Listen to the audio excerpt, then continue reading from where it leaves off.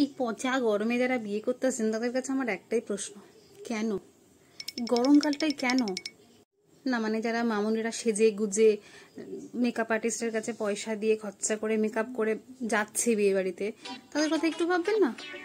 এতগুলো পয়সা খরচা করে টাকা নষ্ট করে মেকআপ পুঁততা তারা সেই বিয়ে বাড়ি যে যাচ্ছে, সেই বিয়ে বাড়ি গিয়ে তারা সব মেকআপ ধুয়ে মুছছে একাকার হয়ে যাচ্ছে। না, আমার মনে হয় যারা এই গরমকালে বিয়ে করে তারা বিশাল চালাক। তারা জানে যে এই গরমকালে বিয়ে করলে লোকে কম খাবে। এই পচা গরমে তারাই বিয়ে করে যারা খুব চালাক। এদিকে গরমে বিয়ে করে লোক যারা আসবে তারা তো কম খাবেই, সেই পয়সা তারা বাঁচিয়ে নেবে। সেই বাঁচানো পয়সা দিয়ে তারা হানিমুন করতে যাবে মানে শীতের সুন্দর ঠান্ডা দেশে।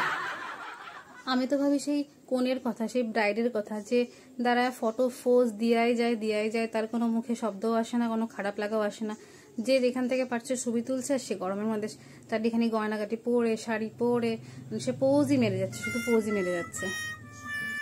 তার মধ্যে কিছু আমাদের স্পেশাল কাকিমা জেঠিমারা আসেন, এসে কে কি গয়না দিল, কে কি গিফট দিল, সেগুলো জিজ্ঞাসা থাকে তাদের সেই বিয়ে বাড়িতে।